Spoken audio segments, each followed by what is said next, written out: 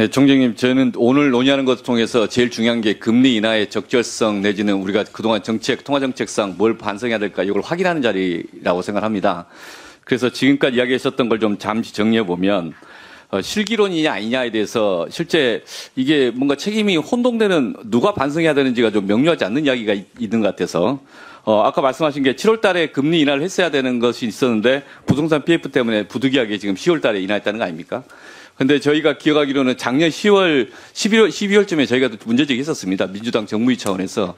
부동산 PF 제발 빨리 정리해야 된다. 근데 부동산 PF 정리 자체가 좀 지연됐던 거 아니냐. 그리고 그것들이 부담이 돼서 지금 현재 오히려 통화정책에도 악영향을 미친 거 아니냐. 이런 생각이 좀 듭니다.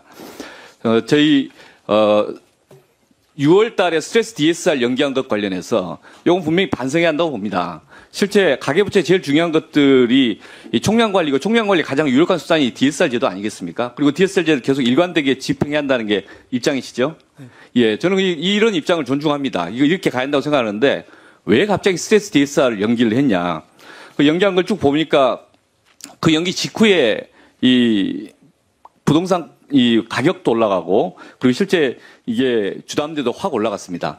이 올라가는 거 보면서 이거 적정한 것은 아닌데 이런 거의 그 연동이 돼 있는 것 같습니다. 그리고 부동산 가격이 문재인 정부 때 올라간 것만큼 실제 올라갔습니다. 이 짧은 시간에 이 부동산 가격이 올라간 것에 대해서 결과적으로 이 스트레스 DSR 2단계 연기가 영향을 주었다 이렇게 보고 그 당시에 이 연기하는 것 자체는 잘못된 판단이었다. 저는 그렇게 비판을 합니다. 그리고 이것을 유발해서 F4에서 해놓고 그리고 나서 실기론 이야기하는 것 그 본말이 전도된 비판이다 이런 생각이 듭니다. 다음 페이지 보시면.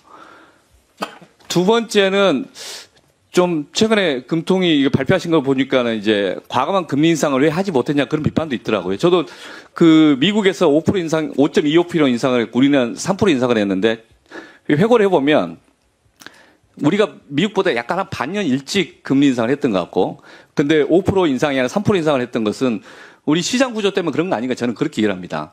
그러니까 우리는 변동금리가 한 80% 가까이 되고 미국은 고정금리가 80% 가까이 되니까 미국은 5%를 인상하더라도 그게 소비자에게 전가되는 게 아니라 금융기관이 리스크를 떠안는 건데 우리는 3% 인상하더라도 그대로 소비자에게 전가되니까 이게 실제 내수에 더 충격이 더 크다 저는 이렇게 이해를 합니다.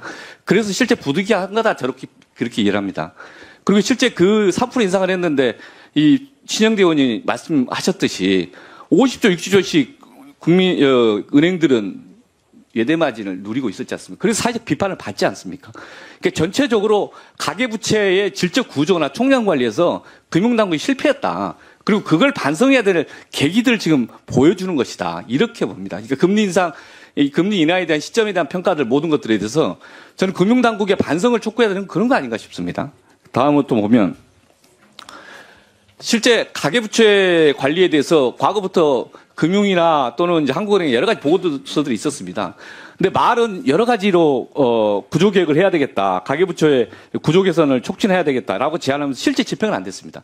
여기 이야기하신 분들 지금 다 금융위 뿐만 아니라 이 정부의 핵심 관계자들입니다. 그런데 실제 그동안에 지난 10년 동안 뭐 했는가 싶습니다. 이건 문재인 정부의 윤석열 정부가 그렇게 저는 접근하지 않습니다. 계속 정무위 때도 이야기 드리지만은 요건 금융 당국자들이 이걸 대한민국의 가계부채를 제대로 했는가 그 통렬한 반성이 필요하다. 그리고 그것에 대한 문제 제기를 한국은행이나 또 일부에서 계속 이야기를 하고 있는 것들이 좀 일관되게 목소리를 좀 키워야 된다. 저는 그렇게 좀 촉구를 하고 싶습니다. 다음 페이지 보시면 그러니까 GDP 대비해서 지금 가계부채 잘 하고 있다라고 지금 자화자찬하는 답변들 제가 기재부나 금융이 많이 듣습니다. 그거 좀 염치 없는 답변들이다. 이런 생각이 듭니다. 여전히 국민 계정 바꾸기 전으로 하면 100%입니다. 실제 최근에 회계 기준이 바뀌어서 좀 더 2%인가 빠졌다 넣었다 했지 않습니까? 보험약관 대출 같은 경우. 실제 제대로 관리 못했습니다. 이런 고금리 상황에서 디레버리징 제대로 했느냐? 제대로 못했다는 겁니다. 성과가 없다는 겁니다. 그런데 잘하고 있다 자화자찬할 게 아니라 실제 가계부채 관리를 못했기 때문에 내수가 정말 극심한 침체를 겪고 있고 많은 사람들이 힘들어하고 있지 않습니까? 근데 지난 10년 동안 뭐 했냐에 대해서 반성도 없이 이 부분 국면 가지고 자화자찬하면 국민들은 절망한다고 생각합니다. 그래서 한국은행의 역할들이 중요하다고 생각합니다. 저는 지금까지 이번에 금리 인하 결정에 대해서는 부득이하고 적절했다고 인정을 합니다. 그리고 앞으로 더 지켜보고 봐야 된다고 봅니다.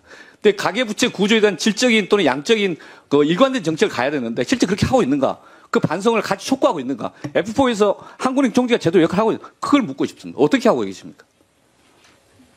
정의한 의원님 지금 말씀하신 많은 부분에서 정말 공감합니다. 그래서 저는 말씀하신 대로 이 가계부채 문제는 한두 해의 문제가 아니고 지난 10년이 아니라 거의 15년 동안 변화없는 추세였기 때문에 저는 누가 어떤 거 관계없이 지금 F4와 관계없이 좀 계속해서 이게 돼서 GDP 대비로 떨어지는 모습, 그것을 보여주는 것이 더 이상 이제 우리나라 경제를 위해서는 반드시 필요한 조치라고 생각합니다. 은행들도 그동안 쉽게 부동산 대출해주고 가계부채 해가지고 영업하던 그거를 바꾸지 않으면 앞으로 10년, 20년 뒤에 부동산 가격 변동이 있을 경우에는 은행들도 고생할 거기 때문에 은행 스스로도 변화해야 된다고 생각합니다.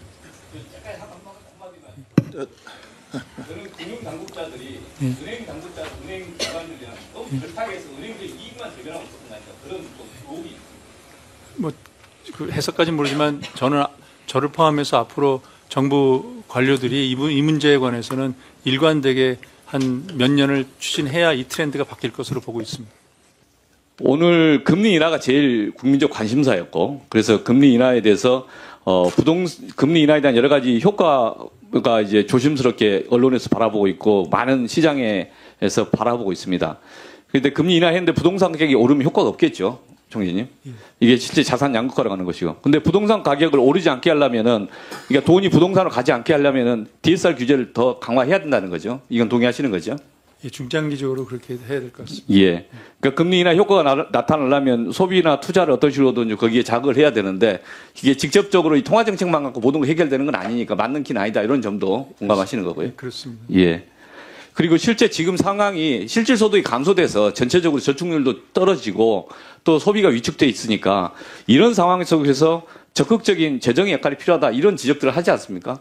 그런 일반적으로 이해될 수 있는 주장 아닌가요? 예, 타겟해서 해야 될 것 같습니다. 예.